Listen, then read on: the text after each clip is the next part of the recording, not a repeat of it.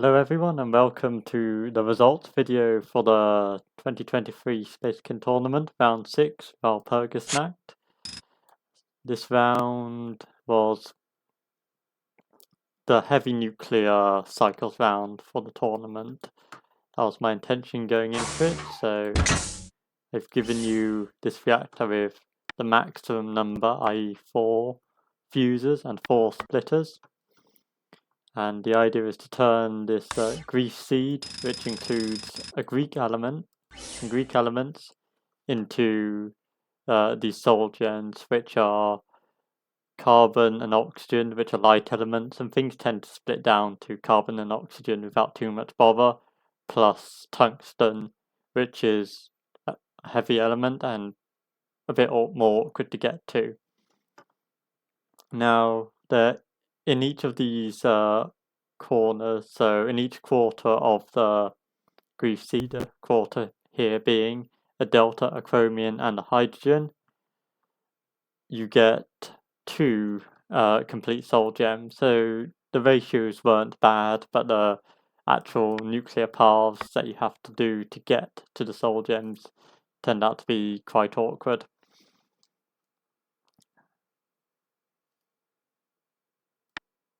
They've also given you 6 bonders and 2 sensors, just to slightly more than you'd normally get, just to make it slightly easier.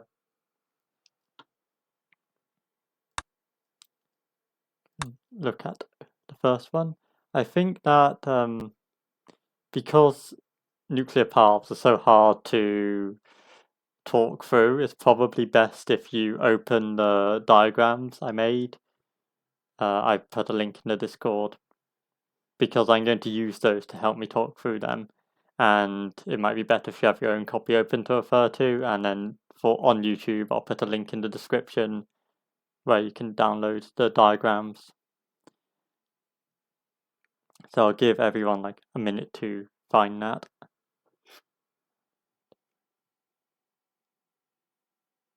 Where are they? I don't see them. The nuclear tree diagrams, I put them in as pictures, which is probably not the most convenient format, but that's how they came out.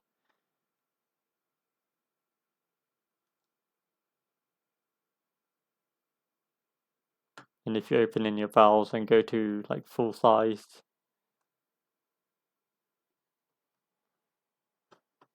you should be able to see them.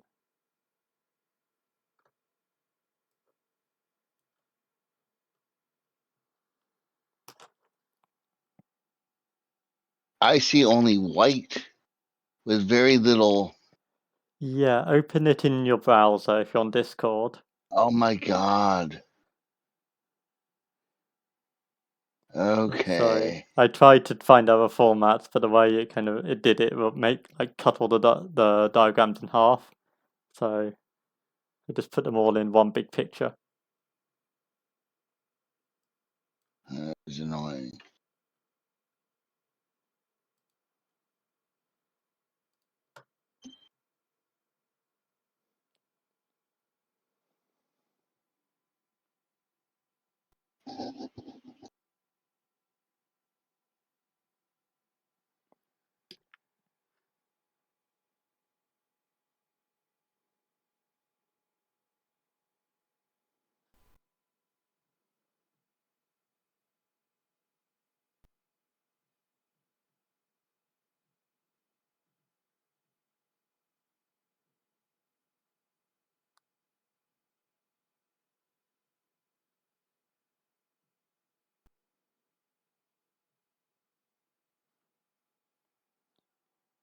Yeah, so now you looked at it. First, I'll say for illustration, I've put on the very left-hand side of the picture of the set of diagrams my solution to the nuclear path problem.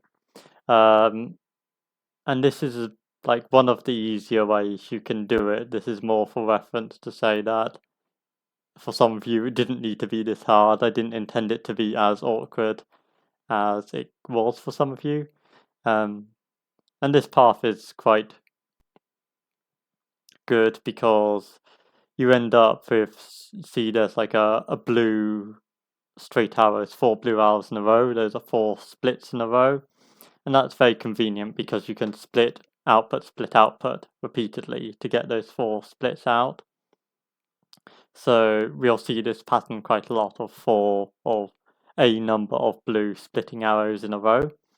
And that's a good thing for your solution because that's a very easy pattern to do in a Spacechem reactor.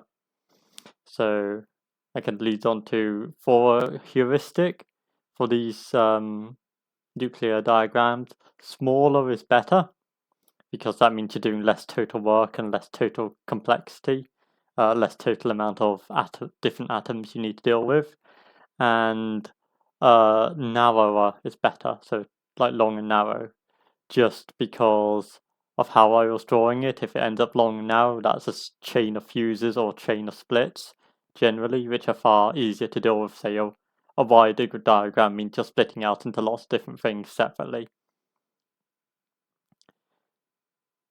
And that's a kind of not exact, but I thought a useful heuristic when looking at these diagrams to evaluate how good a path might be.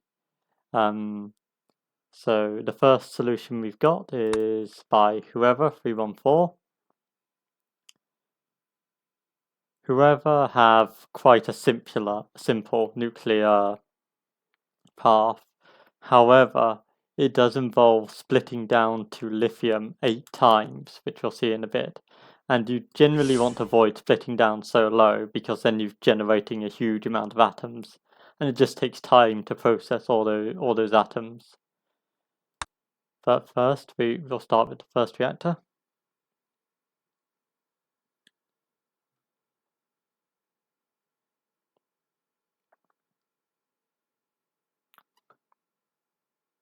Yeah, whoever oddly do not fuse the hydrogen into the molybdenum, I think it's called. This delta atom needs to be split, so everyone's going to do that first step at least, giving you mendelevium, not molybdenum, mendelevium and a nobelium. So I was expecting pretty much everyone to fuse the hydrogen into the mendelevium to get 2 nobeliums, and then split that down into and use 1 for each output, basically. So you need 2 outputs and you've got 2 symmetrical things. This chromium can similarly be split into 2 magnesiums, which are the same as each other. So that simplifies it quite a lot. If you can manage to use the same paths twice, or use the same processing twice, whether it's the same order going around twice, or via a double pump, it simplifies what you're doing quite a lot, normally. So that's what I would have thought would be a good idea, but whoever and quite a few other people decide not to do that.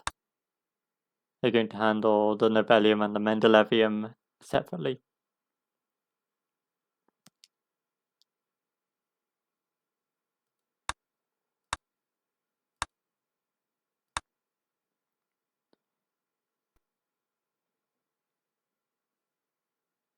But what whoever does quite well to simplify the solution is they have quite a small number of outputs going out of the first reactor. So into the top pipe, we're only putting iron, we're only putting it in one spot.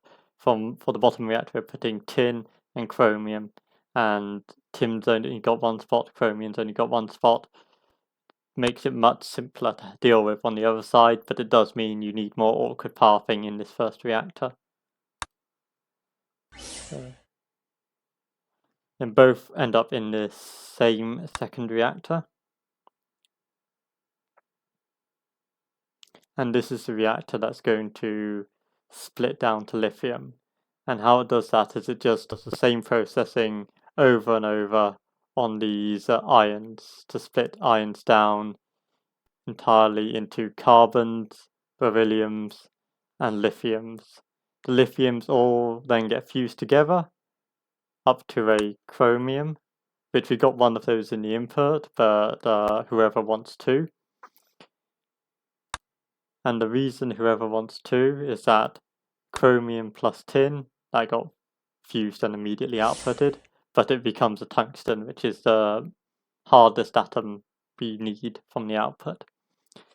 That is, and I suppose that's why whoever in particular decided not to fuse to make 2 nobeliums, because if you split the mendelevium, you will get a tin straight away, and tin is what they're going to use to make the tungsten.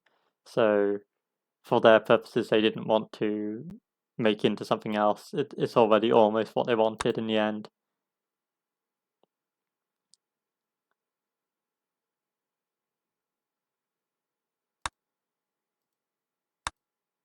From those pieces, it's easy to make the output. The berylliums get added together, 2 of those make an oxygen.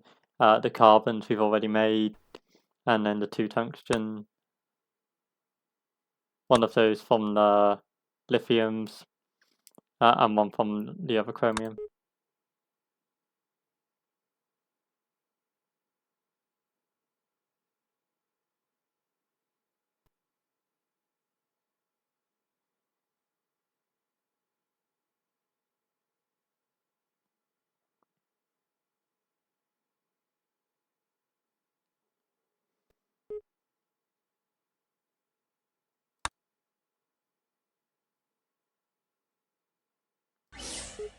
And look at this go again. You can see it's just doing the same thing over and over again.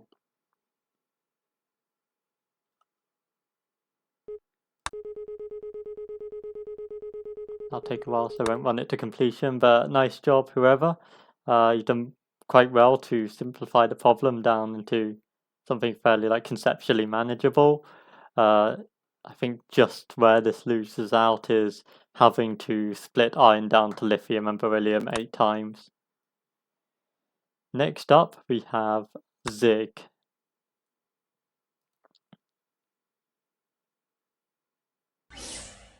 And Zig's solution is unique.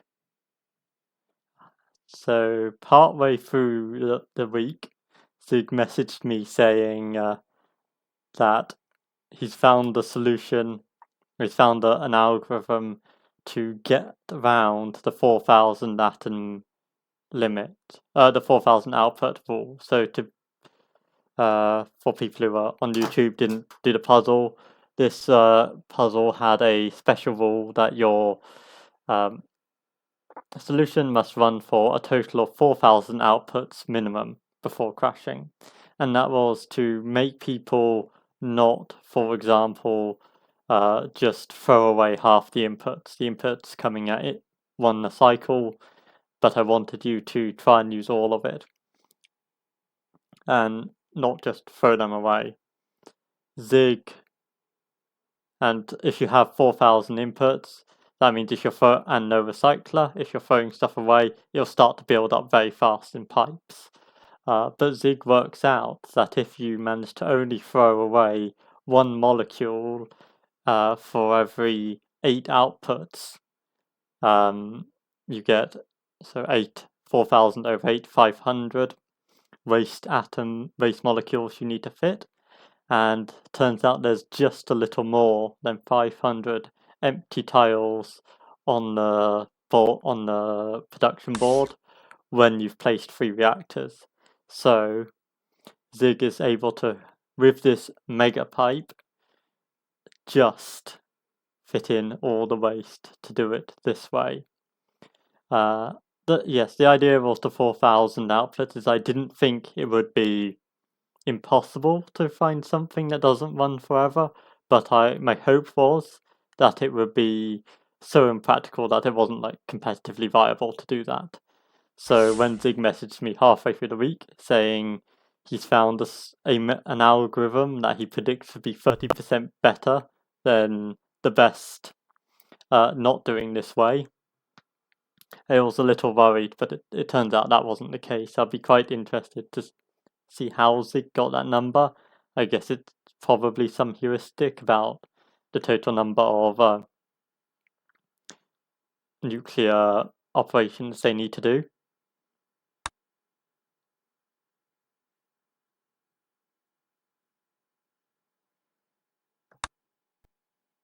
So we're going to start by doing a fairly normal start, breaking down into antimonies, and that was a tin.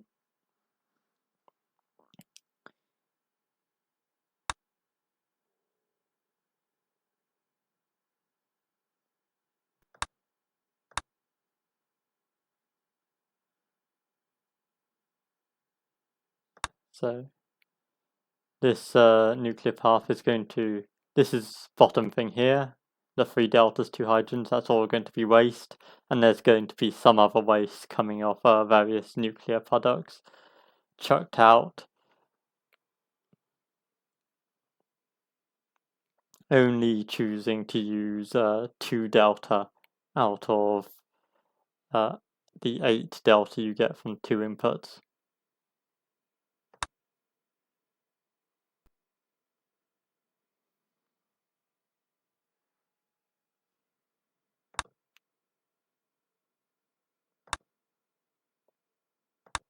And that tungsten is just coming from tin and chromium, like we saw with Forever, and then you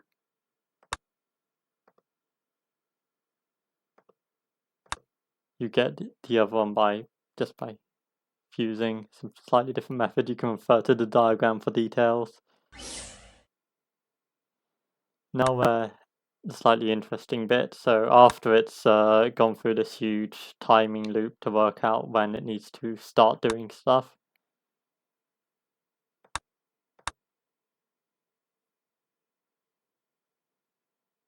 going to make this molybdenum, and that is just waste. We don't want to see it ever again.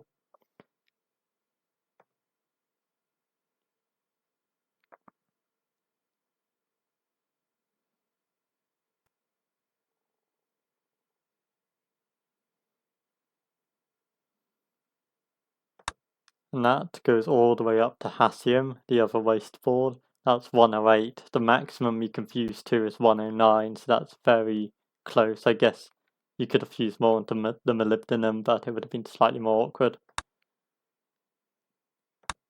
Meanwhile, at the top, red is just breaking, is it gadolinium?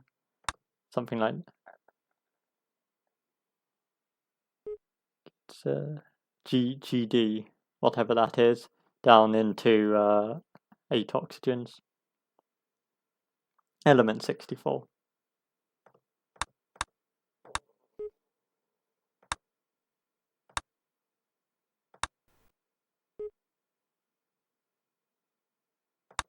Yeah, now focusing on the top, we just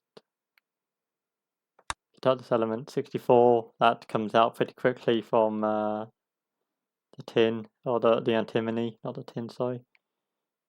And then the rest goes to waste.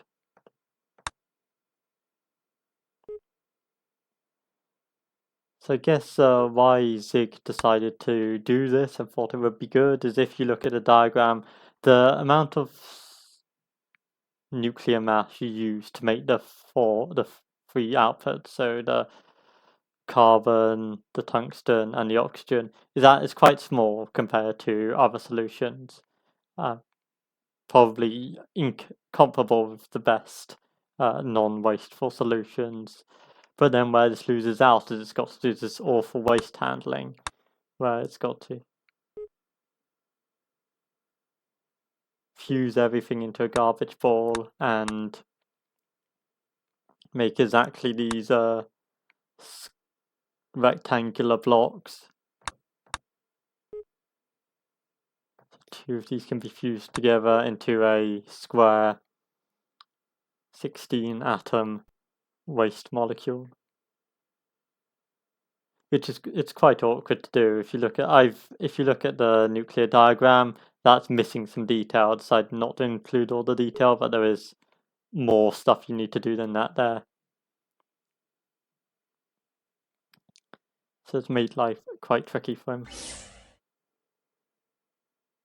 And the final reactor is just taking these chromiums, which are just 4 carbons, turning those into carbons, turning the tank. We've already got the tungsten made in the first reactor, and then the oxygens come from that second reactor that also handles the waste.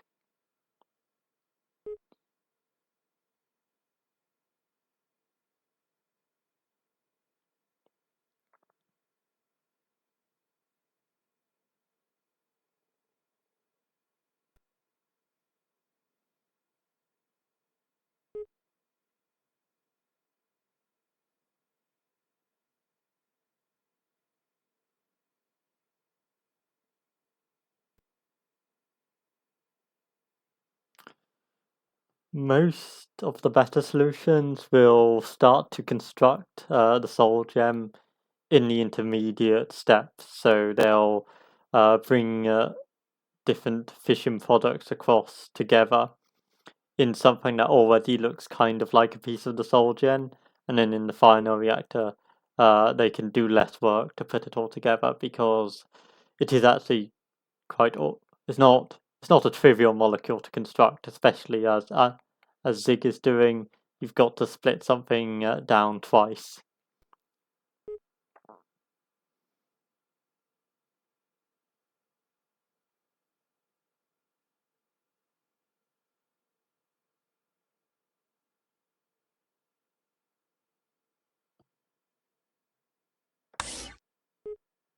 Yeah, so it looks like here it's actually the last reactor that's limiting, which is slightly surprising to me because it's doing really quite little of the total nuclear work, but I guess it's splitting something down 4 times and dealing with their products is awkward, and it's not an easy thing to build.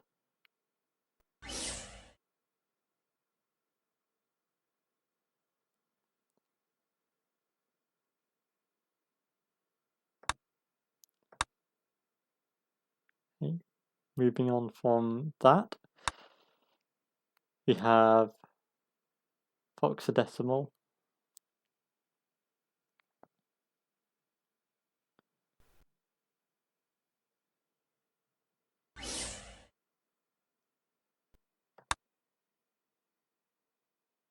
If oxidecimal is again not going to fuse the hydrogen into the Mendelevium, they're going to fuse into the nobelium to make Lawrencium, which is element 103.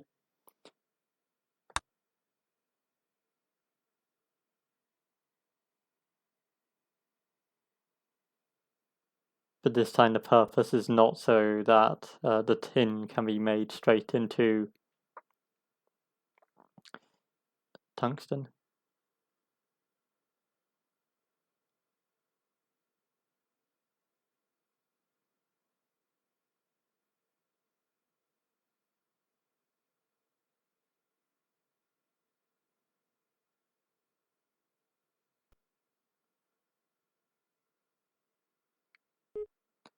Yeah, this reactor is fairly typical of quite a few of the mid-scoring souls we'll see, where the first reactor is kind of a mess. We're going to make tons of different things and shove them into output pipes in loads of different places.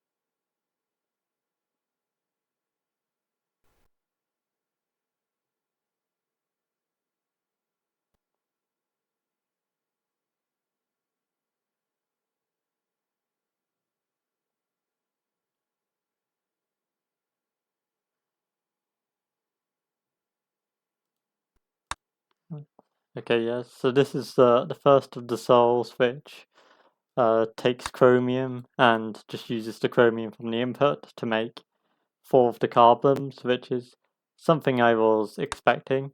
Yeah. But surprisingly few people actually did that.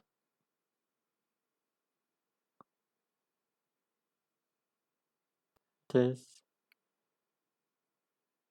in the top, we're just doing more nuclear magic. This method is essentially going via vanadium, and I think it's vanadium plus antimony.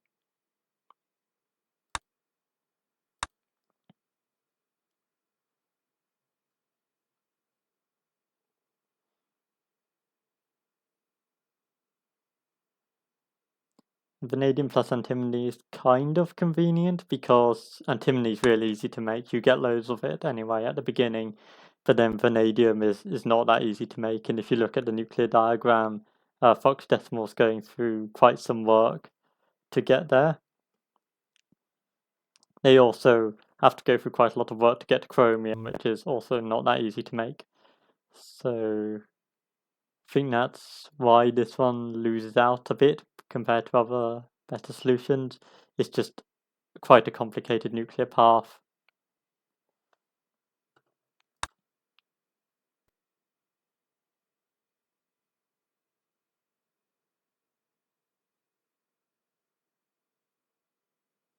And the oxygens come from a similar method we saw Zig use of getting to germanium. And that's also fairly common. Germanium tends to come out relatively easily as part of a lot of people's nuclear paths.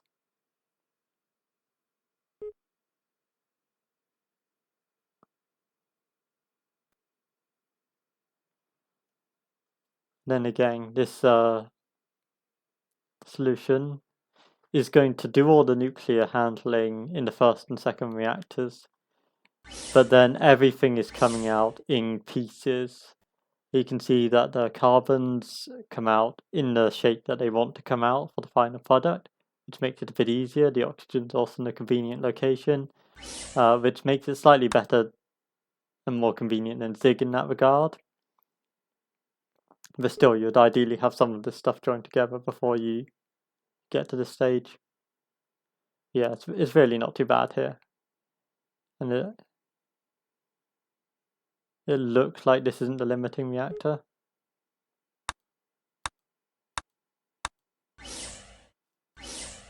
This could be made faster if the nuclear math section, which is very complex in the solution, was a bit faster.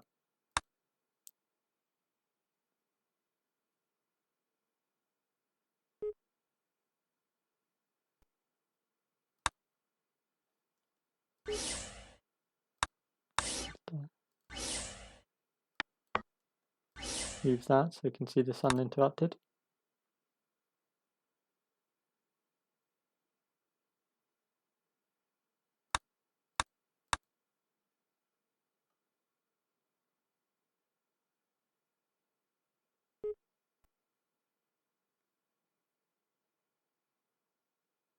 Not a bad construction method, and a double pump as well, which means using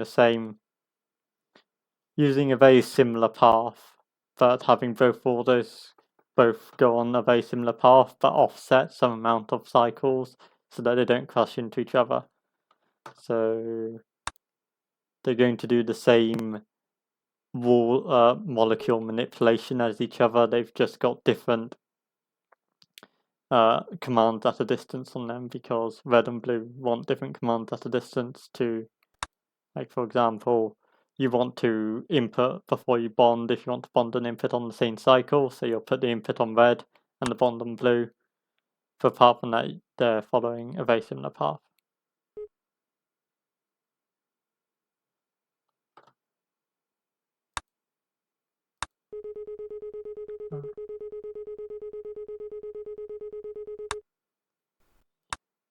Next up, Foxadecimal. Next up, we have Darius 1 with math. Darius 1 also has a pretty nightmarish nuclear path. If you look at the diagram, you see it's very wide with a huge amount of different unique atoms. They're going to make unique elements.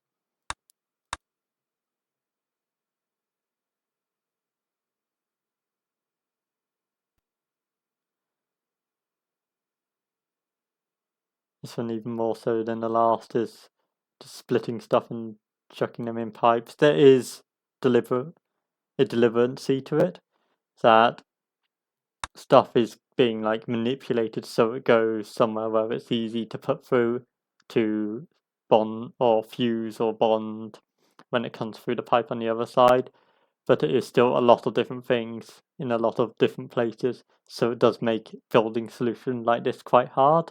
And if that like harder what the algorithm you're implementing, the less able you are generally to make it go fast or to make optimizations.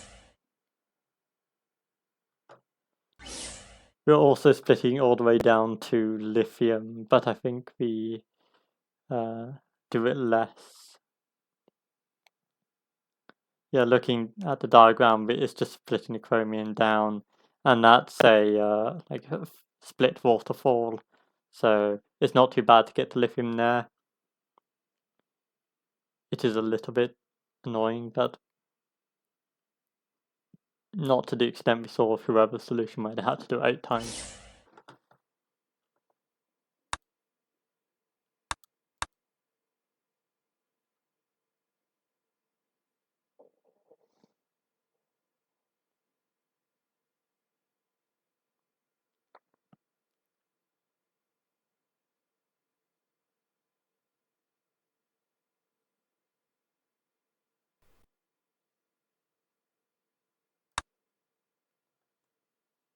Yeah, things are generally lining up well to be fused into each other.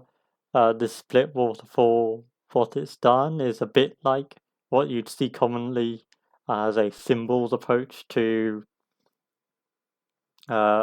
nuclear fusion, nuclear math, is to split a small element out of a big element.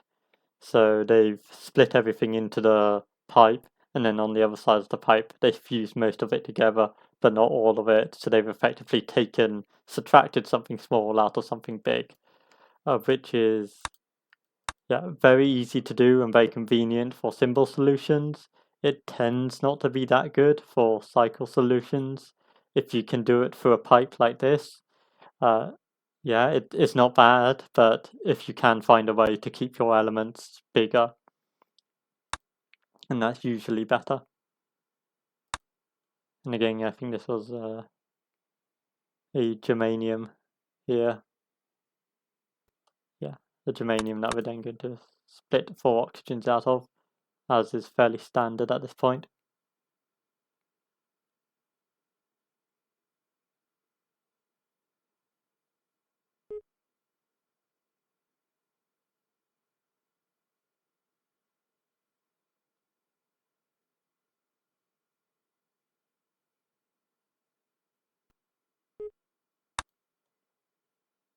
Cadmium, which is 2 chromium, so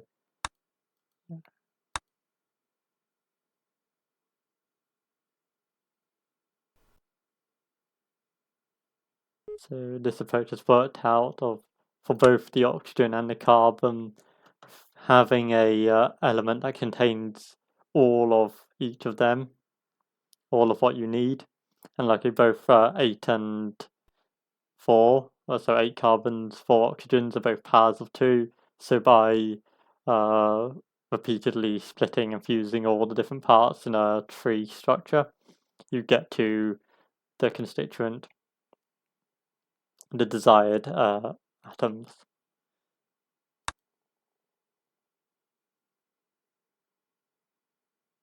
Being 4 oxygen in germanium and 8 carbon in cadmium.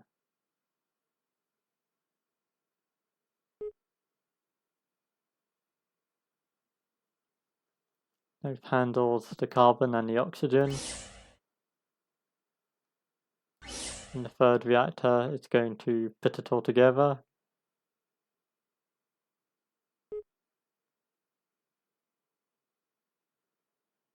Darius 1 hasn't made this last reactor easy for them.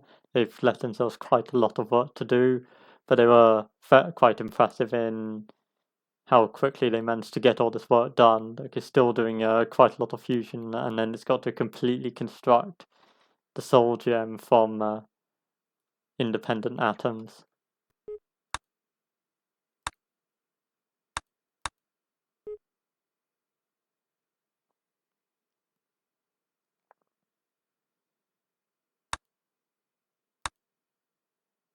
This uses both, making chromium plus tin for one of them, and vanadium plus antimony for the other one.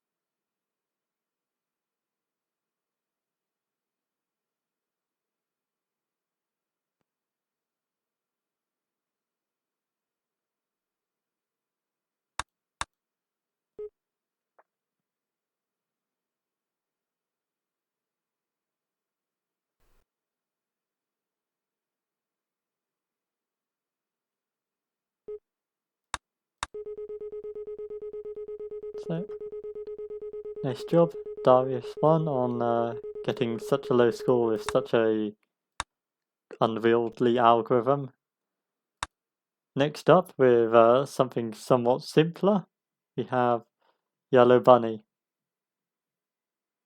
So if you're looking at the diagrams, Yellow Bunnies is back on the left because they optimized the solution quite a lot overnight. So they were, last night they were at the beginning, but now they're quite a bit into it.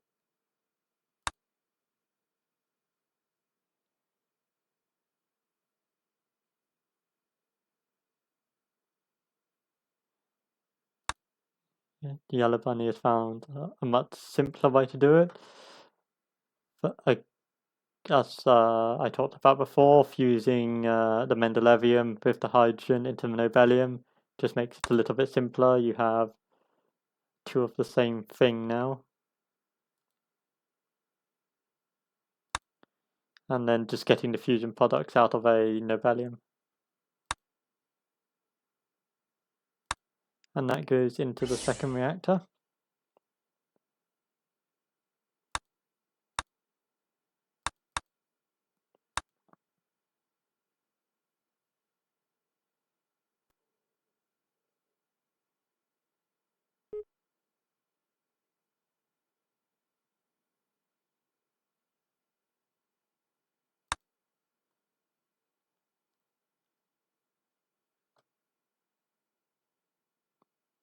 So first we can split this manganese down into magnesium and aluminium. These two magnesiums contain two magnesiums contain 4 carbons in them, so that's carbon for one output. And this gadolinium is I believe it's 2 germanium. So one of the germaniums is going to be turned into the 4 oxygens. Oh no, sorry, one's going to be turned into 2 oxygens, and then you get a sulfur and a germanium, and that's very convenient as well. So if you look at the diagram, that's a fuse or a split waterfall where you're splitting one thing out and outputting each time you split into the next reactor. That makes it quite simple.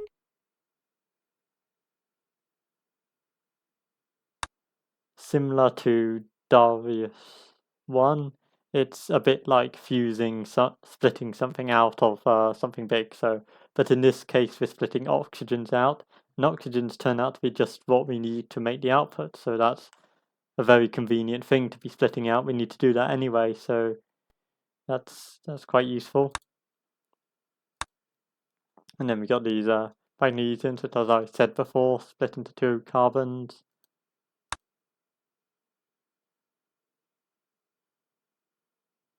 With the 2 oxygens we got out of one of the 2 sulfurs, the other sulfur plus the germanium plus iron have all gone into here to make tungsten. And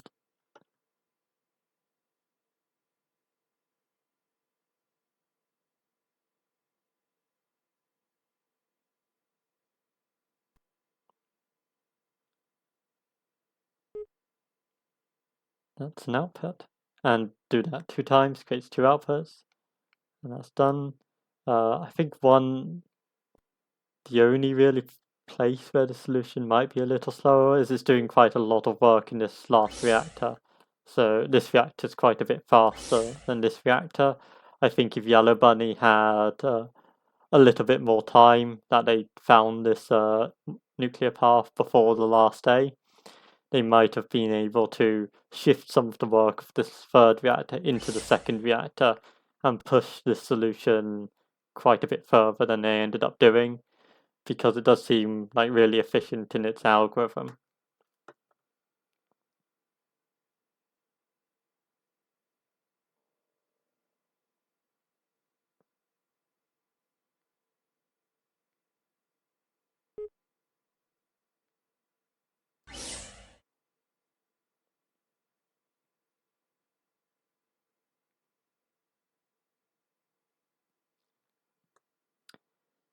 So, nice job, Yellow Bunny, on the solution, on finding what I would call like the first of the really efficient algorithms. Nice job. Next up, we have Norris Fat Jam, which is a team of Anning May and That Margarita Kid.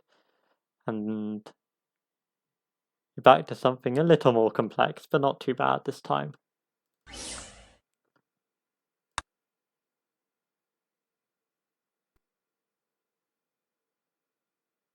Again, hydrogen does not go into the Mendelevium, so we're handling the 2 halves uniquely. But we fuse up to European, and European's fairly nice to get a germanium out of. And the germanium, as we know, splits nicely into sulfur, and sulfur can turn into oxygens, and it's generally a fairly useful atom to have for the numbers we've got. And then was that also a gallium, which how did we get to? Did we fuse a hydrogen in? I'll go back and check.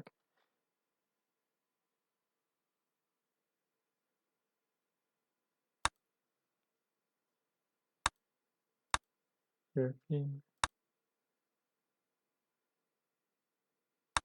Oh no, the gallium was just put there, and then we fuse something else. Was an aluminium over here, and then was it an antimony to make gadolinium, which then has 2 germaniums. Yeah, that makes more sense. Too many G elements, I was getting confused. But this is quite convenient that we have fairly simple things going through here. So this can be get 4 sulfurs across 2 locations, evenly distributed, and then this top one could either be a gallium or a germanium, and gallium and germanium only differ by 1.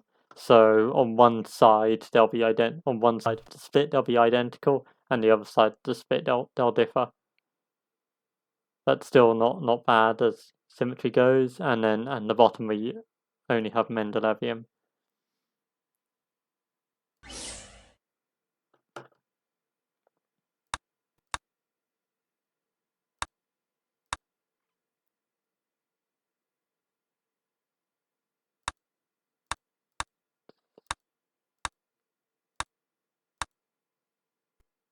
Okay, so that goes up to silver, it splits into chromium and vanadium, which we've already seen are very useful atoms to have, because a chromium plus a tin is tungsten, and the vanadium plus an antimony is also tungsten.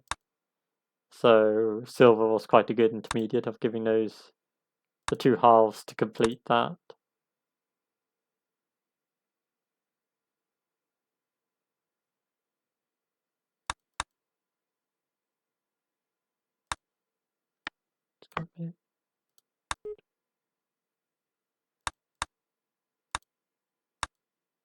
Yes, that comes from the gallium. Yeah, gallium.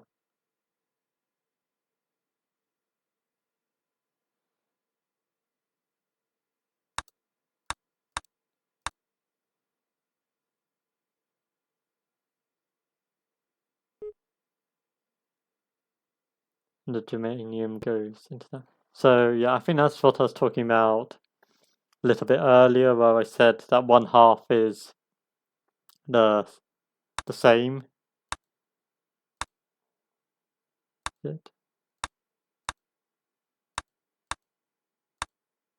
Yeah, so that chromium's the same, and then we get chromium out of ore. That chromium is used to make the OMG sticks. And then from the germanium, we fuse in a cadmium, we fuse in a sulfur to get cadmium, which then splits out into 2 chromiums, and one of those can be used with the tin to make a tungsten, and the other one can be split into these OMGs again with a sulfur to make the O's, and then the chromium to the Mgs, and that gives you the 4 oxygens plus 4 times 2, 8 carbons.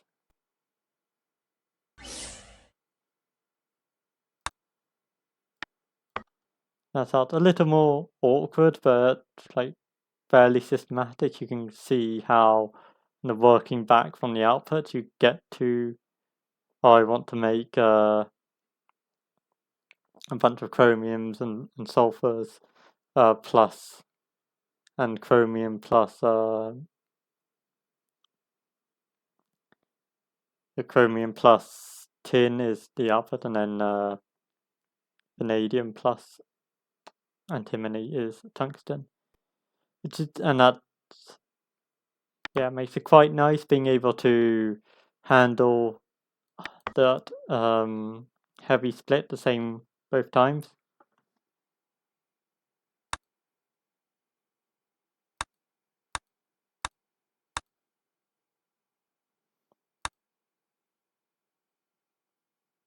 So even though it does look a pretty nasty path, that little bit of repeated handling makes it easier. It's still fairly awkward as these paths go, and you're putting in some fairly nasty things into here to deal with.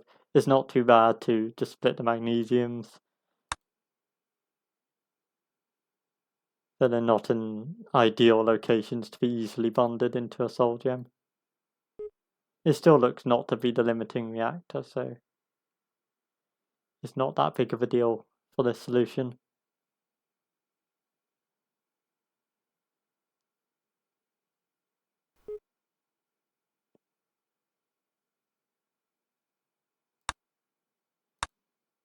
Nice job, Norse Fat Jam. And next up we have Team Chicxulub, which is a team of Brookios, Rex Kicks, and Lazy Comet. So the first thing you'll notice about this solution is these feedback pipes. Feedback pipes are fairly interesting. In my experience, in my view, they are rarely ever useful, apart from specific puzzles like round 4 this tournament, which was designed around using them. It just becomes fairly awkward to deal with that many things in a reactor, to want to put stuff back through it and process it again in the same reactor. But that's what Brookios and Vex Kicks and Lazy Comet and Team Chicxulub decide to do. And I think the reason for that is, I talked about it with a few of the other solutions, that if you split output, and then on the other side you fuse a bunch, you're effectively splitting something out of something else. And I think it was Darius 1 and maybe Yellow Bunny who did this into the next reactor. Team Chicxulub do it into the same reactor.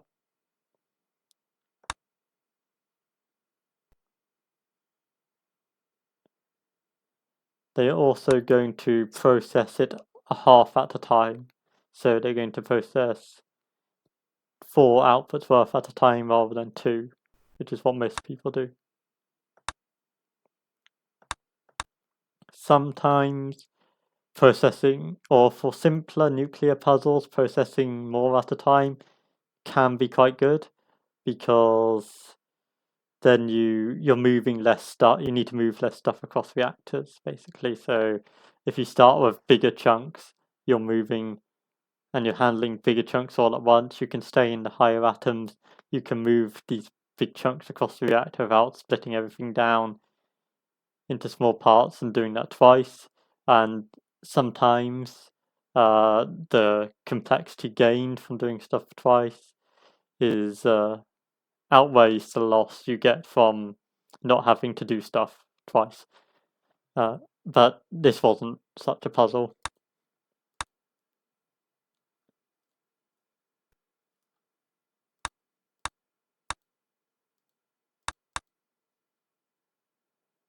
Yes, they do make another Nobelium, but they're not going to just use it like the first one. The first one's already been split out into a bunch of products. Beryllium plus all the splits you get out of it before beryllium have gone into the back pipe. We've also put a Mendelevium in there. And that's going to be split out into whatever comes before you get to 2 aluminiums. Aluminium's going to be fused up. I think there was there would have been no chromium there, or we'll see again.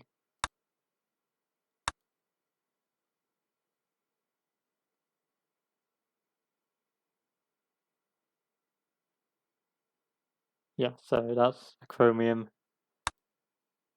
fused with the aluminium to make rubidium. And at the same time, we're getting these backpipe products and we're fusing them into the hydrogen that was here. And we're up to curium, which is a very big element. Spin it around, put some backpipe products into the chromium. It's now up to gadolinium, which we've seen before. It's a fairly convenient thing to have. And more backpipe products fuse all the way up to uranium here. So now we've got a curium, gadolinium, uranium, nobelium stick, which is definitely not something I was expecting.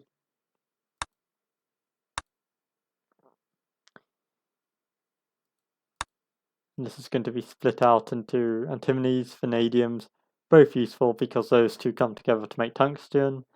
And then the gadolinium and the curium are like fairly nice numbers. So I think these are just split once and put through.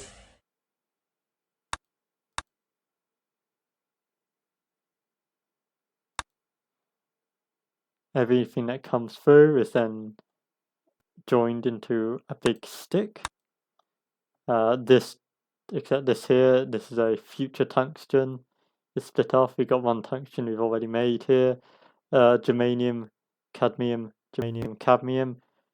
Useful thing to have because germanium is 4 oxygens and cadmium is 8 carbons.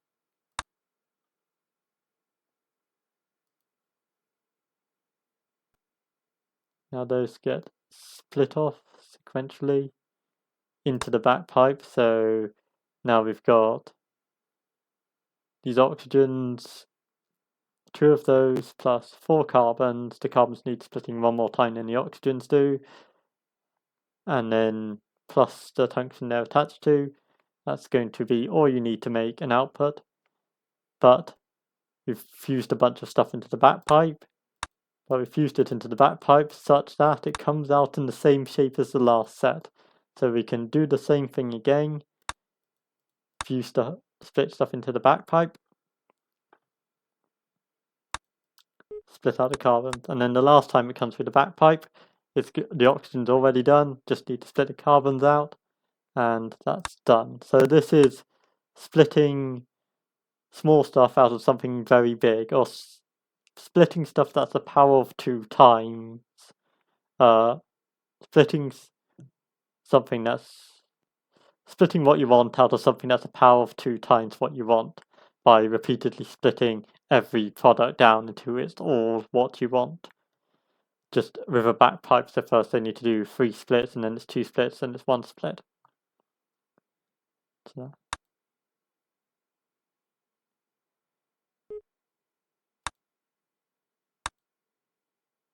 And view. So that's the first one.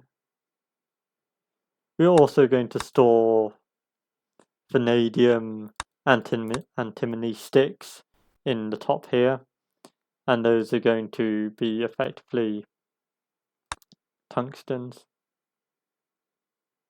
There's some vanadium antimony that we've got out from whatever the board was that came up here with those 4 giant elements on it.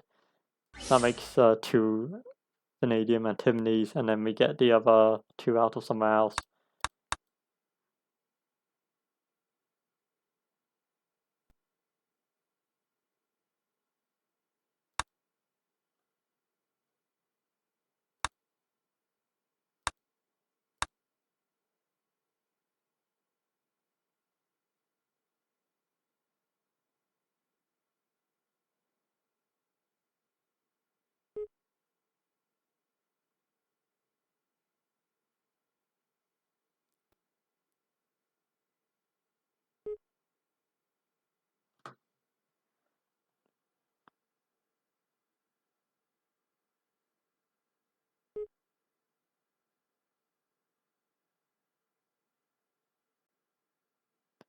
This is a style of solution I've definitely seen before, of making big sticks that you then split stuff out of sequentially.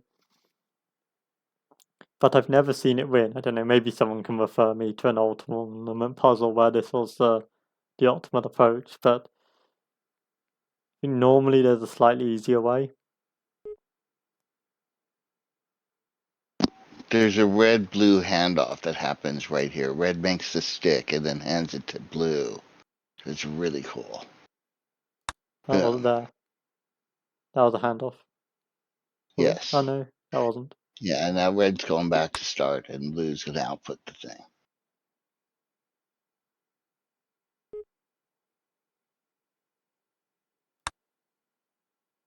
Rebellion. Let me just see how you get stuff out of this. Oh, I think it's, that splits into 2 antimonies, and that splits into 2 vanadiums. And how did you even get that?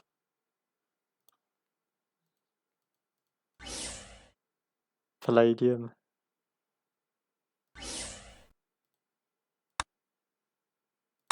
That's from the uranium that you saw. That was kind of Okay. inexplicable.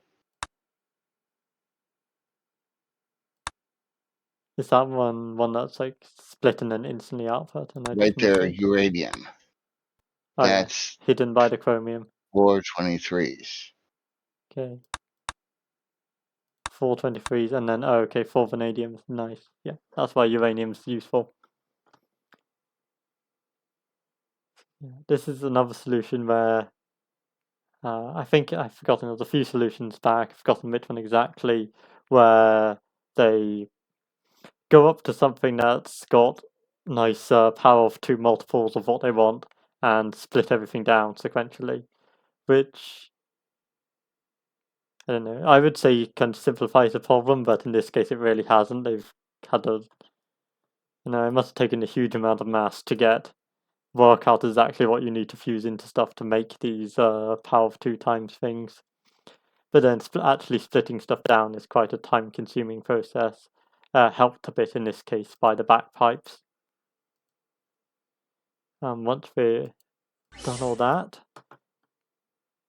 Brookie and I each came up with our own nuclear math, but mine was not as good as the Brookie's, so we went with his.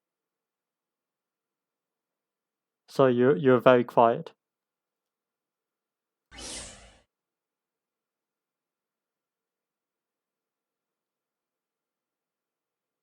Anyway, it's once you've got all that, it's quite easy to make it into the output for this team. I saw Brookie lamenting in chat. They left a bonus arrow somewhere, but I couldn't find it when I looked. We found the arrow, fixed it, turned it in with less than 30 seconds to go. Ah, nice. Yeah, this one was the one. It was the only bonus arrow I found this week. I think it was in the second reactor, but you clearly found it before the deadline came. I woke up this morning and they were working on it still. They were working on cycles savings with less than 5 minutes to go and the symbol savings with less than 30 seconds. They worked hard against the deadline. Yeah, this solution does look like it's a product of a lot of work and a lot of planning as well to get that, to know what you have to do in that first reactor.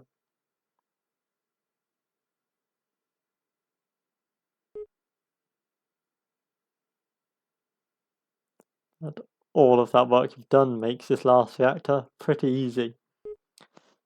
Nice job at Team Chicxulub on getting such a good score with a very complicated method. I think this is the most complicated nuclear math diagram you see by far. It's made slightly easier by the fact that a lot of it's done through pipes, but still keeping track of it all when designing this must have been pretty difficult. On to next, which is Andy. It was Brookie who designed all the nuclear math. Okay. I just helped with the execution. Yeah, I think I've seen Brookie submit similar solves in the past to similar puzzles, so I was wondering if he had much of a hand in doing it. Those long sticks I think I've seen from, I think it was either Brookie or Darius one a few times. My math was arguably worse. Anyway, up next we have Andy. So Andy also has disgusting nuclear math. I'd say Andy is the most complicated of all of them in execution. In the amount of elements they made, Team Chicxulub wins, but Andy's not going to put anything through a backpipe. Everything's just being shoved into the next reactor, which, well, possibly easier to design, like from the pen and paper stage. It's definitely not easy to execute.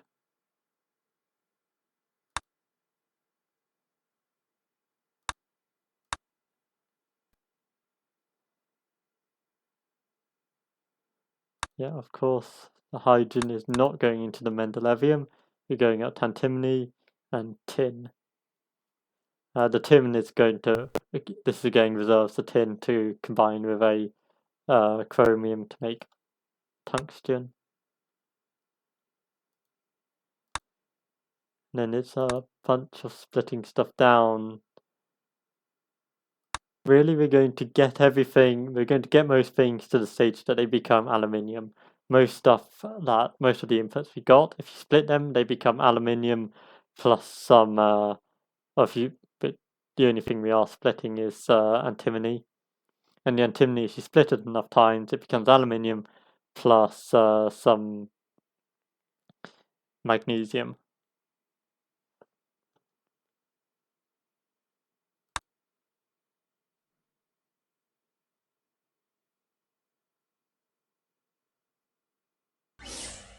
And then some of this aluminium is being turned into nitrogen, some is going to various other uses. We fuse one over here, it becomes part of this hafnium. We also fuse some in with the nitrogen it produces to make germanium, and the other half of the aluminium split is carbon, and we fuse some into that as well to make a potassium at some point.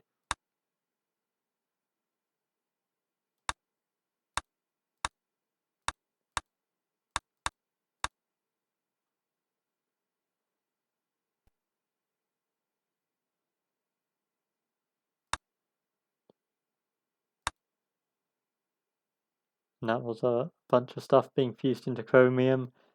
Yeah, I think one of the nitrogens we split all the way down to lithium via beryllium, and that's split it down into lithium. Yeah, lithium and beryllium, and the lithium part ends up in this chromium along with a potassium that we've got from fusing one of the aluminiums we got before from a nitrogen that's been split out of an aluminium. So this is pretty much impossible to follow it as you watch it, but I'm just trying to give a sense of like how complex this is.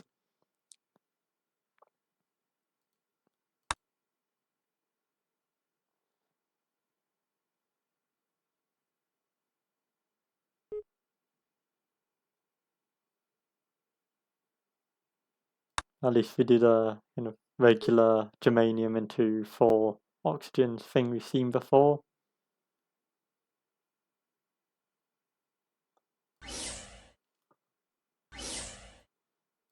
It's all a bit mysterious. And yeah, when we split down to lithium, as we split it further down into helium, and one of these heliums plus the hafnium we've got from a bunch of other side products is going to become a tungsten. Yeah, this is a new unique way of making tungsten. No one else thought to go down to helium, so no one else did it this way.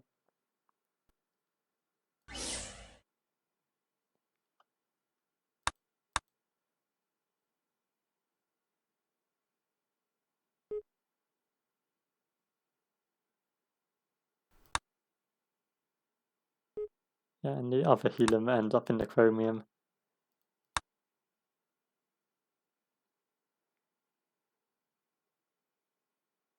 Chromium's easy to turn into 4 carbons, and then the other carbons have come from the nitrogen splitting, as well as a magnesium you got as a side product at some point.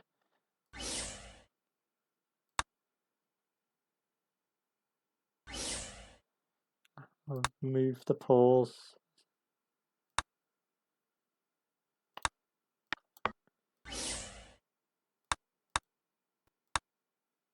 Once those are made, we've now got all the right constituent atoms. They just need to be fused in. They just need to be bonded together to make the output. With the one step of fusing hafnium and helium together to make a tungsten.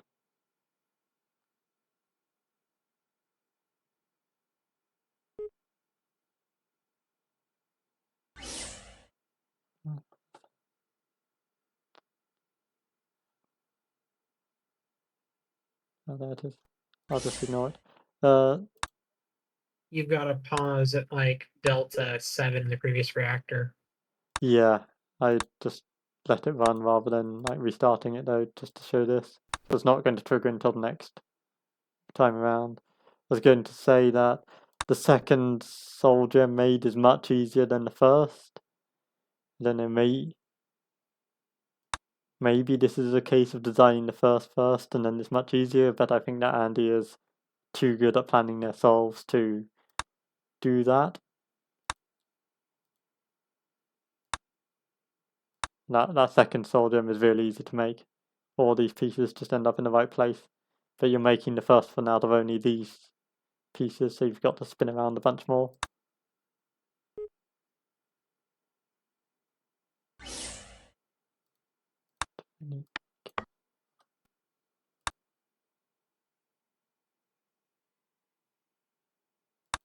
Watch it run and do fusion magic for a bit.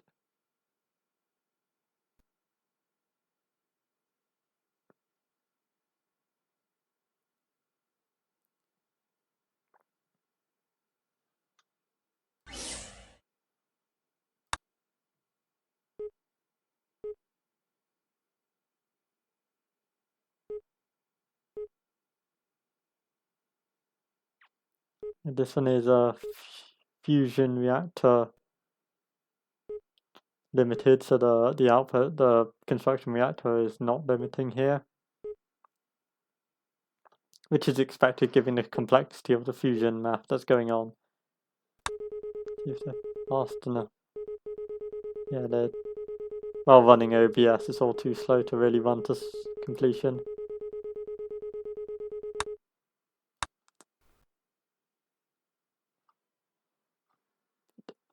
We are getting down in the cycle counts now.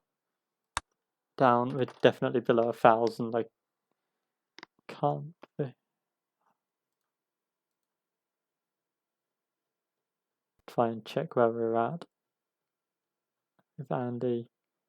So Andy was in 5th place, and we got below the 10,000 cycle count with Team Chicxulub in 6th place. So the last solution we solved, and that one, the next one was a small jump.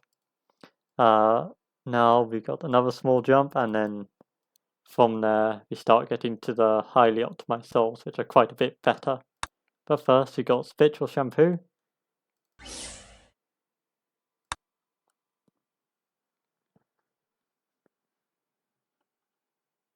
Spiritual Shampoo is going to do my favorite first step of fusing hydrogen into Mendelevium to make nobelium. And then that's splitting down the nobelium into all the different fusion products, just in a like split fission waterfall. And then taking an Al plus a what was that?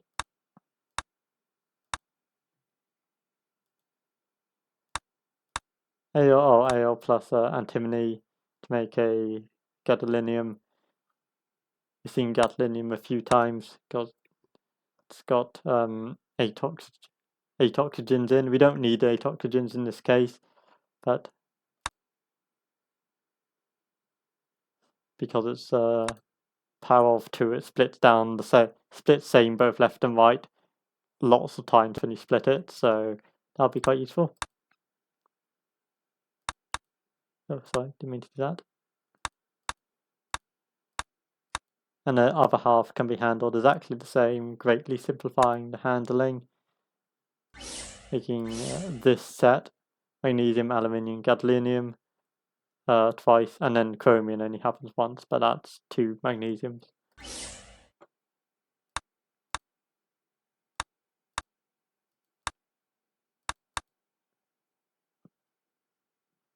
So from magnesium we split out magnesium, and we end up with an aluminium, 2 aluminiums make an iron.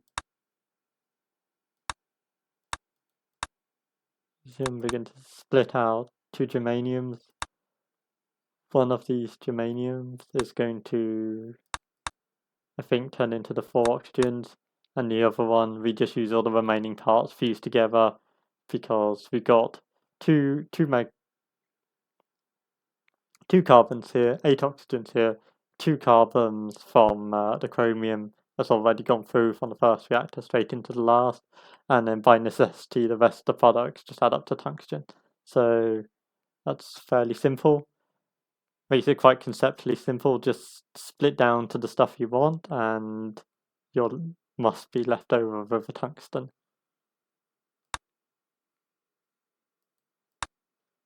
The tungsten can be fused through, can be bonded onto this and put through.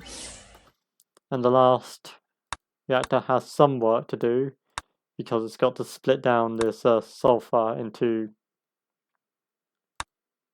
4 oxygens. Oh no, it's got to split into 2 oxygens, sorry.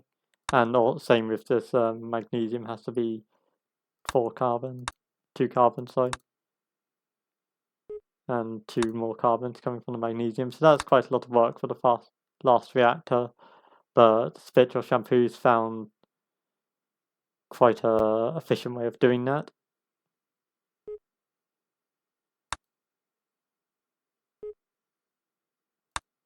But I guess this reactor would still be limiting because the fusion math is quite simple.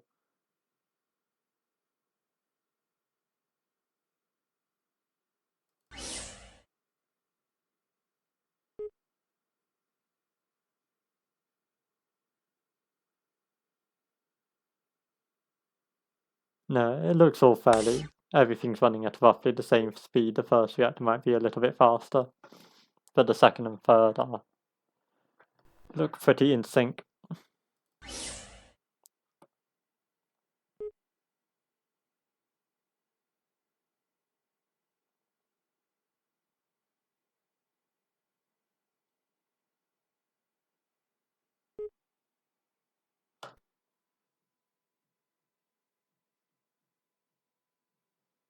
Yeah, this is quite a simple algorithm, well executed. If you look at the diagram for this reaction, you can see it's very vertical, which is nice because that's a fuse and splitting waterfalls through pipes, which makes it a lot simpler and a lot easier to implement.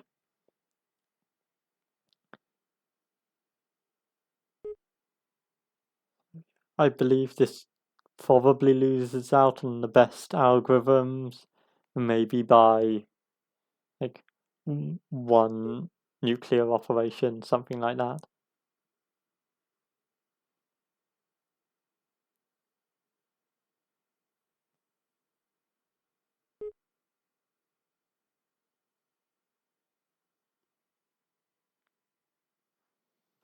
Very nice job, Spiritual Shampoo, on a good algorithm, well executed.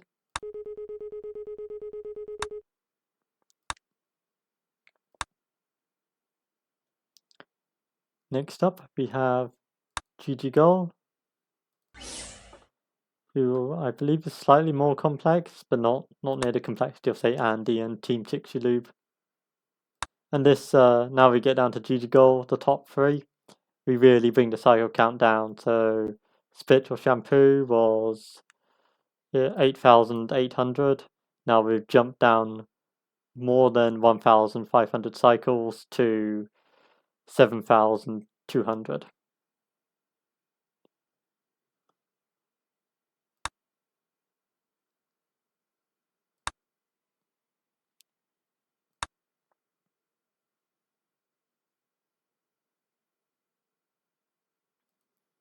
And in this one, everything's going to become magnesium and aluminium, plus this phosphorus that we end up with. I think that comes from the Mendelevium, which you get a tin out of rather than 2 antimonys. I'm not sure how exactly that happened.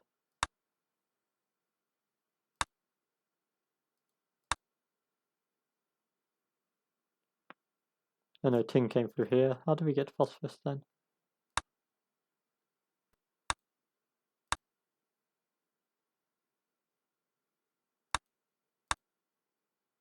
Okay, the phosphorus came from a really split down go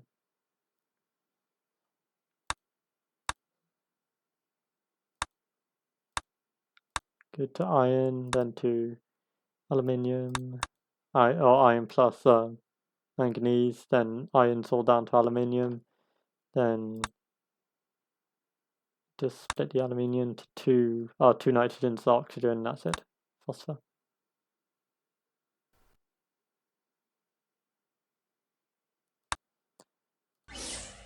The next reactor, you're going to now have to deal with all those aluminiums and manganeses. Manganeses split down to aluminium plus aluminium plus magnesium. Magnesiums get output, the aluminiums are split further down into the C and Ns. And these aluminiums are equally going to get turned into C and Ns.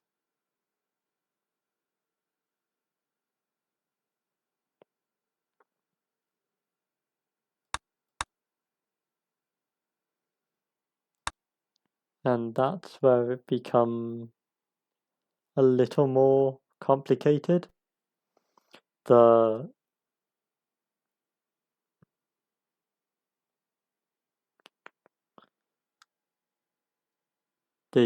aluminium, the C's we split out the aluminium are all going to end up as the carbons in the product. but then the nitrogens are going to all be fused together to make this bromine. So that's 5 nitrogens in a bromine, and there should be a couple more nitrogens. I think one's ended up in a phosphorus, or 2 have ended up in phosphorus, so that's 5, 7, and one of them went somewhere else, and not sure.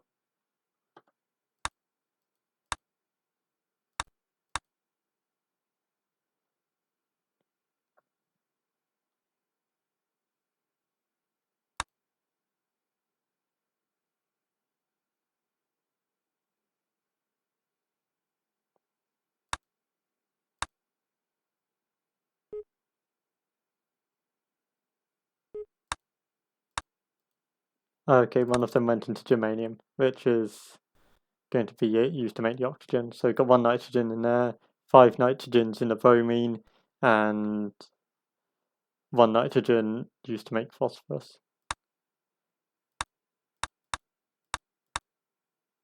And the phosphorus is added to the bromine for tin, which is at this point 7 nitrogens, so 49, plus the hydrogen, 50. And tin is good because with chromium that makes tungsten.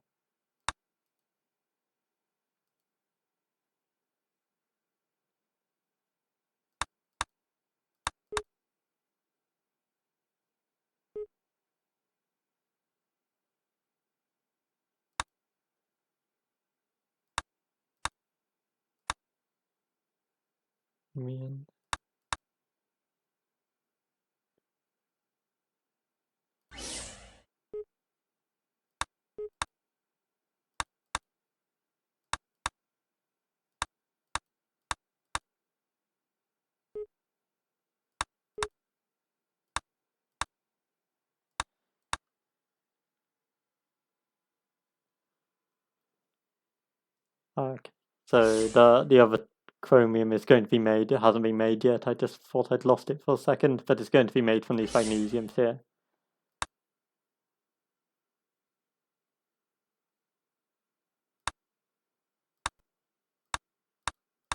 There's one, and then the next one is going to make the chromium, and then that can be added to the other tin to make an tungsten.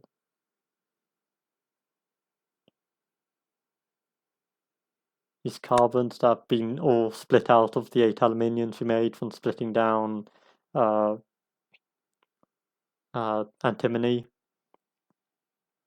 are going to come out in this convenient pattern, the pattern that they are in the soul gem. And then we're going to add the oxygens too, the oxygens we've made from that sulfur we made in the last reactor.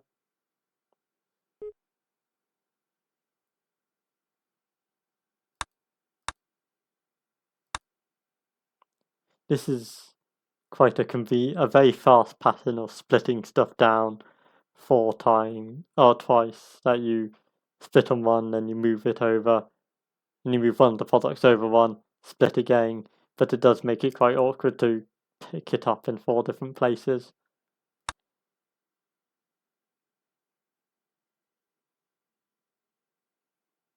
Yeah, fast if you can spare the Waldo space to do the handling for it, which GG Gold can.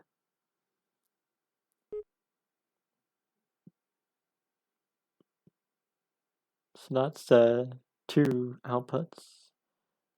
Despite fuse, yeah, so they didn't fuse the hydrogen into the Mendelevium, so they've got to handle both outputs pretty separately, making it slightly harder. But despite that, they managed to find a very efficient way of doing all the handling, and ending up in 3rd place with quite a big drop, down to 7,250 cycles.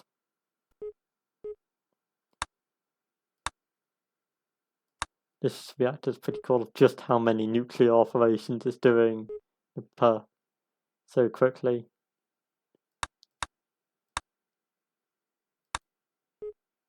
Ends up fusing 7 nitrogens together in total in this solution to make it's bromine and eventually tin.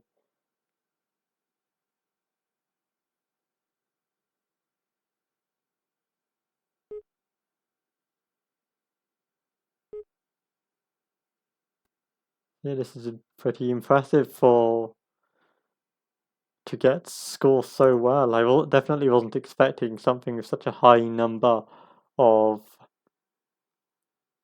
total operations to score so well, but I guess kind of what makes it a bit easier is that they make a lot of the same atoms again and again, and that means you can use whichever atom's convenient to you. If you're going to make 7 nitrogens and 8 carbons, you can kind of use them as they're convenient. You don't have to wait around for say if you made 8 different things, you're going to have to fetch each one when you want it, whereas in this case you can put them through in whatever order and use them in whatever order because they're all the same. So I think that's where, like, from a very high level perspective, this ends up being viable, because I definitely wouldn't have expected it naively.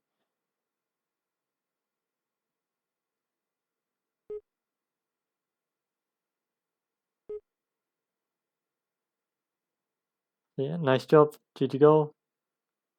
Very fast solution.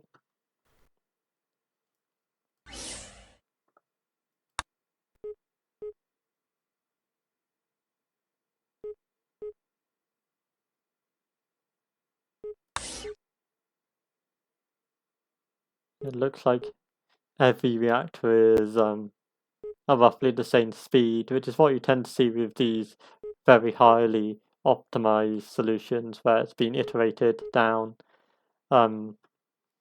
Because if you find one reactor is faster than the other, you can shift some of its work into the previous reactor and equalize it a bit. And if you do that, eventually you'll generally end up with 3 reactors that are about the same speed, which is what we see here. Anyway, moving on to Tough Thought in second place. And Tough Thought is the first of 2, so the top 2, to use the same algorithm. And this algorithm is one of the ones I found when I was making the solution, when I was making the puzzle. I do, of course, have the benefit of being able to get rid of puzzles if I don't find a good nuclear algorithm quickly enough. But this does work out if you assume the first step is to fuse hydrogen into mendelevium, and you also assume that you're going to split the chromium into 4 carbons. This is the best you can do.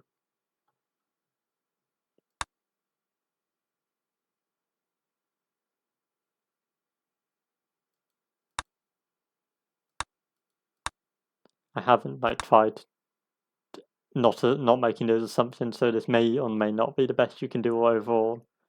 But under those assumptions, there are no better in terms of lower number of total nuclear operations options available. Yeah, as I said, we're going to fuse hydrogen into mendelevium to make nobelium.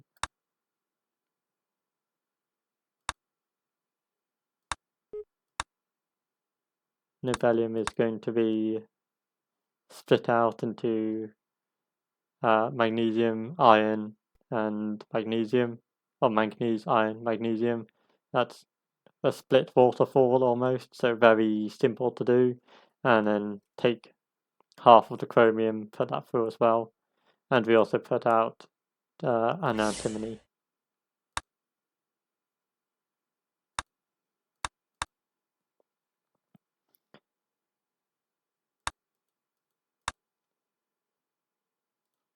Start from the beginning.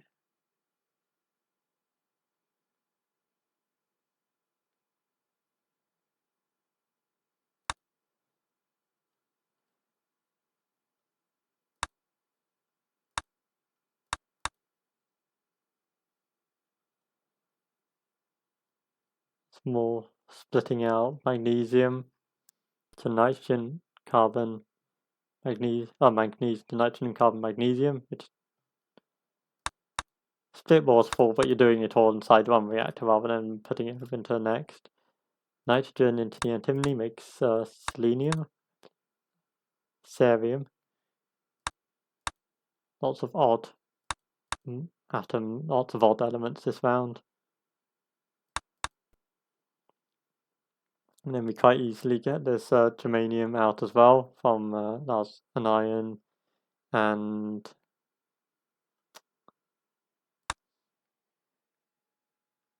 an iron and a carbon. Carbon coming as the manganese ultimately. Iron and carbon. Germanium, and then germanium is useful for making these sulfurs, which turn into oxygen. But in this case, we use one of the sulfurs.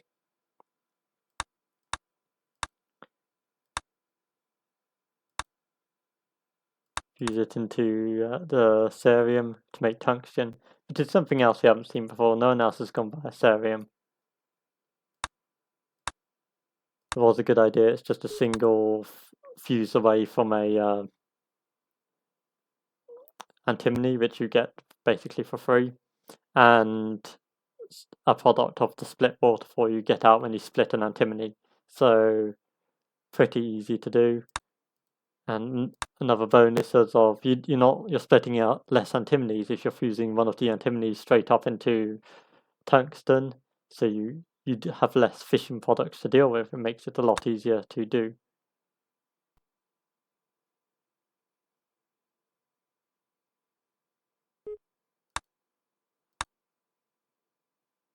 And the magnesiums you get out just get turned into 2 carbons each.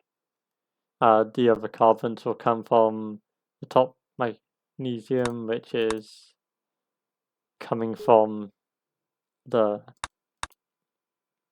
which comes from the chromium. Oxygen in the bottom, carbon tungsten in the top. Now all that's left to do is put it together in this final reactor.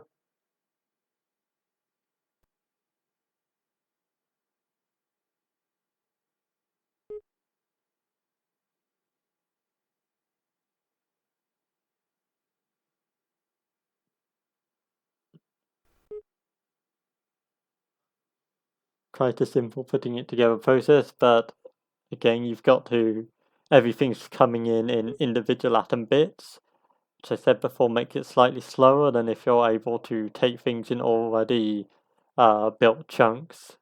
So, and that's the main improvement. We've seen it a few times before in other solutions that had slightly worse nuclear math, but the top solution we'll see, that's the main improvement they make over this one.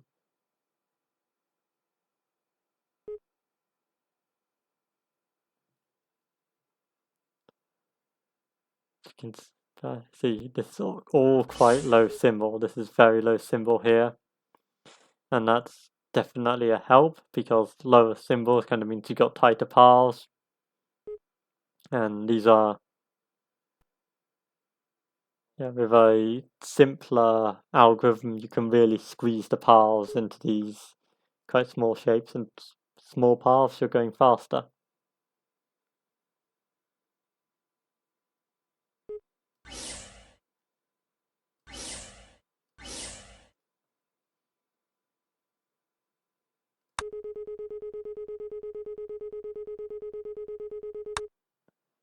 Yeah, nice job, Tough Thought, on your second place at 7,233 cycles. So just beating out GG Goal by 23 cycles. Next up, we have quite a big drop down into first place. At first place of 6,446 cycles. So that's almost 800 cycle drop. With Darius's 16. I guess 16 is referring to the loop length or the time between outputs, or the average rate of an output to come out. And this is going to use the same math as Tough Thought did. but they're going to do more in this first reactor, so they're going to do more of the split waterfall into the following reactor rather than Tuffort, which did more of it in the second reactor and dealt with the products as they came out. Darius finds the easier way of doing it, which is just to split them, immediately output and get rid of them, and then deal with them as they come through the other side.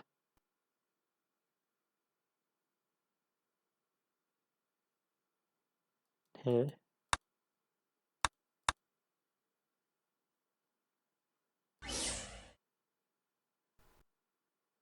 And we're also going to reserve the nitrogen that we get and fuse it with the antimony to get straight up to cerium in the first reactor.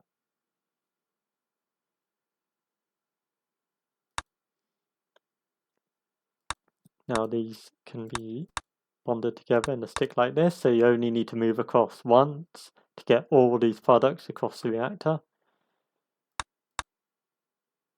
Split out a carbon from the aluminium to get nitrogen, which then fuses into the manganese to make germanium. Germanium is good because we get that sulfur from... Oh, that was too fast. We get the sulfur that we needed before to fuse into the cerium, and then we also get the 2 carbons. And that sulfur is going to be used to make oxygen. And yeah, have we put the other one through? Yeah, the other one goes through and will be fused into the cerium, I believe. Yep, there we go.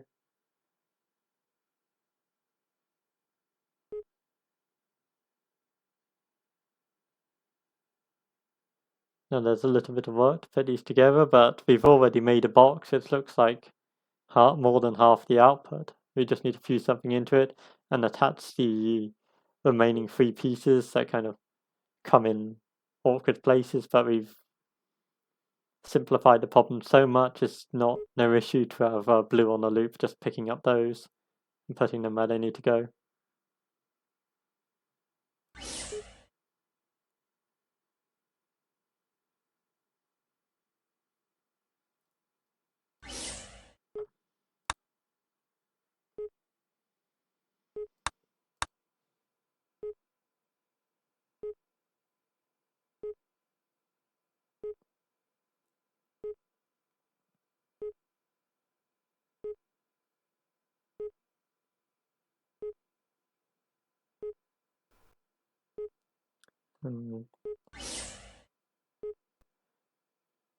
Nice job, Darius, on what is both the lowest cycle and lowest symbol solution submitted this week.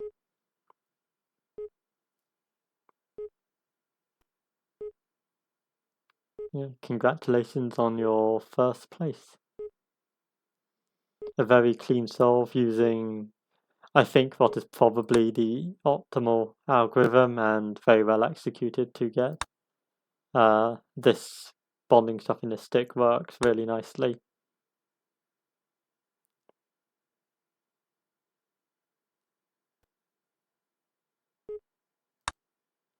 Well done on your first place.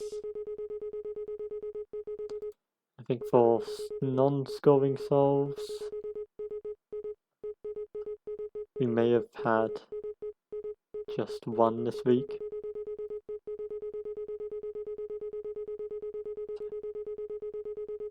I think this was quite a late submission, so I haven't installed it yet.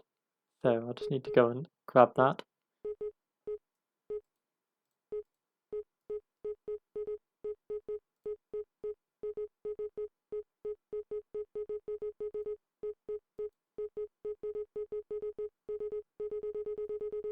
Meantime, can watch this run to completion.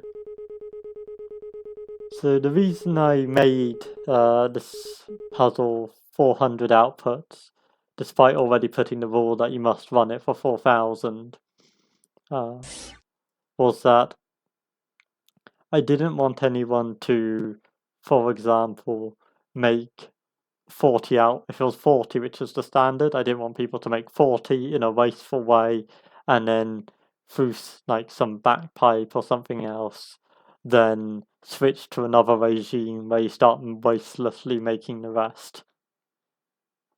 I thought it would be unlikely that anyone would want to do that because it sounds quite tricky, and is more of an opus magnum like solution paradigm than useful in Spacechem because of the limited reactor space for building two solutions on top of each other.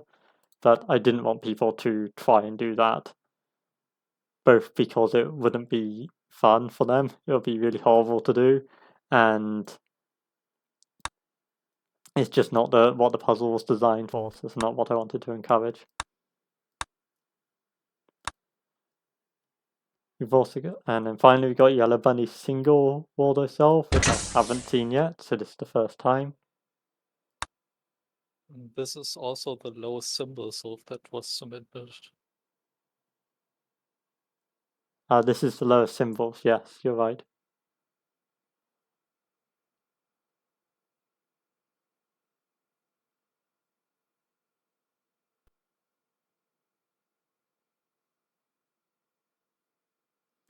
Does this just use your same algorithm as your scoring solve? Yeah, it's the same.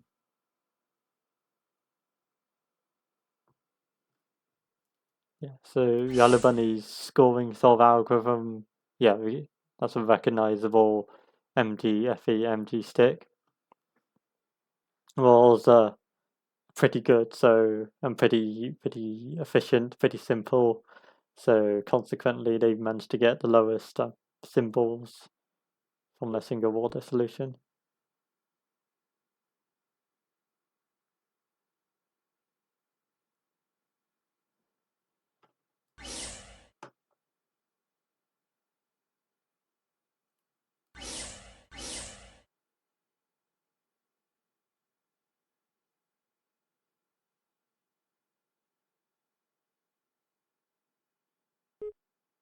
Yeah, split waterfall into the second reactor.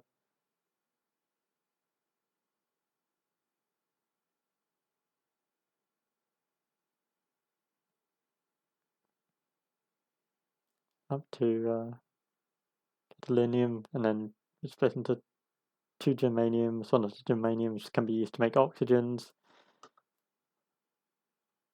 Fire sulfur.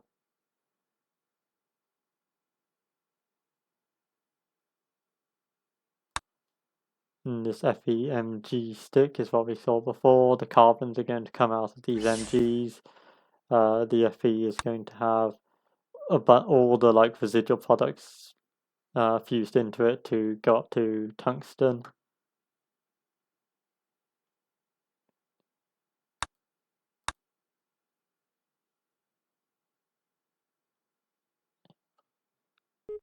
From memory, I couldn't tell you exactly how the scoring solution worked, but it seems pretty similar, seems familiar, so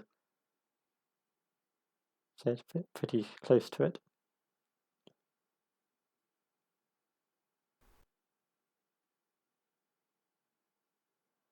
Nice job, Yellow Bunny. Always good to see a single Waldo challenge solve.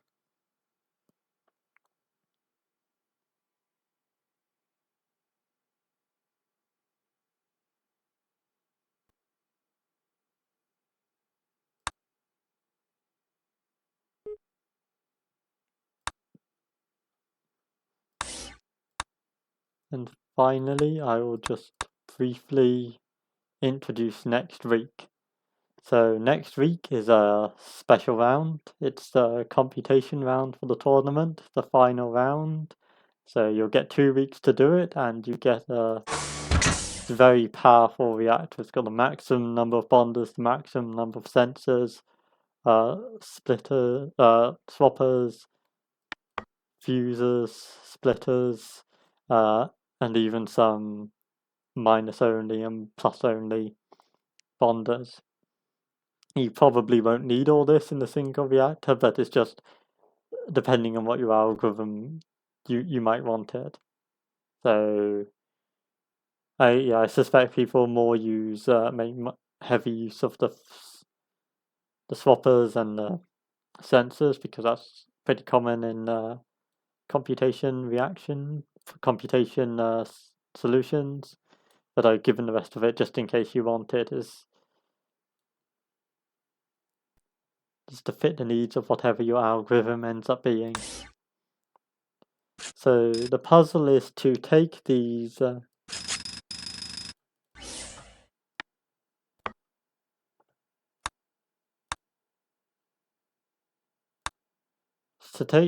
rings, 8-atom rings, and treat it like a binary string. So the O will be the stop token, and that doesn't count as placeholder, and the rest is a 7-bit binary string.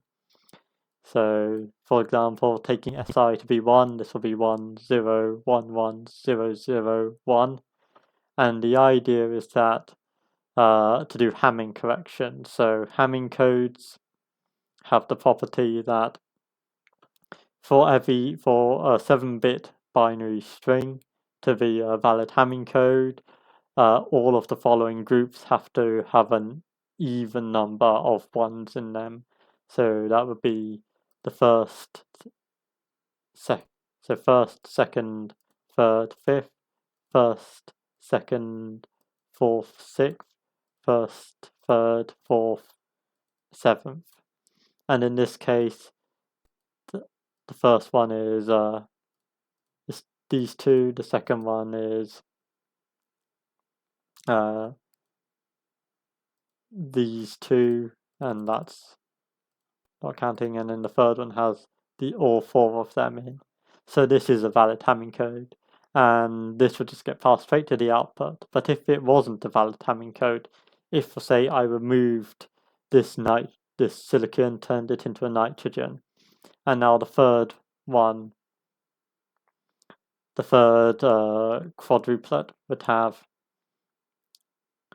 3 ones in it, which is odd, so that needs to be corrected. So you have to work out that the correction you can make to this string by only changing a single bit to make it valid would be to turn the nitrogen back into the silicon that it should have. And now that 7-bit string is either going to be a Hamming code, a valid one, or 1 binary digit away from a Hamming code. And very nicely, the digits you can flip to turn a non-valid Hamming code into a valid Hamming code will be unique. So there'll be only one way to do it. And that's the goal of the puzzle. I won't talk about the algorithms to do that. That'll be for you to work out. But the metric is symbols plus 15 times log cycles, and that's kind of to try and emulate some sort of weighted sum, is to try and encourage solutions that have efficient, simple or low symbol algorithms, but you don't want to be really stretching out your paths to their maximum length or algorithms that say state check something repeatedly with tons of redundancy, because that would balloon your cycle count, and then for every factor of 10 you increase your cycles, you add 15 symbols, which is a fairly significant penalty for doing that. And that's to discourage people from choosing exceptionally low exceptionally slow solves, because that would be firstly not fun to program, that's the main reason, and secondly harder to verify for the bot. But hopefully the metric is such that we get what I want, like nice algorithms with fast enough, but not necessarily fast execution. Another thing to say about this puzzle is it's also got this first reactor here. I think it's connected like this in the base solve you get, and this, that's got nothing in it, but normally in the correct in the solve I gave you, this reactor will input 1 at a time, so it'll feed one input out of the bottom pipe, and then when you feed an output into its bottom input, it will put the output through, and only then will it give you a second input. So you have to process out inputs one at a time.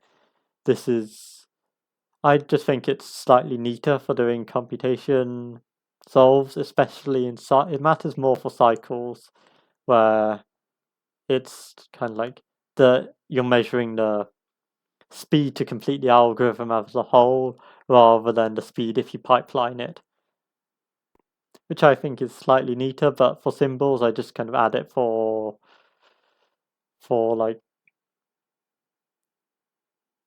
aesthetics almost, but it will still make a difference to your handling, and it should maybe make it slightly simpler. You know you're going to only have one input coming in, so you have to worry less about input handling yourself because it's already taken care of. Anyway, I think that's an introduction to the computation puzzle. I hope you enjoy it. I hope you don't find it too hard. And goodbye.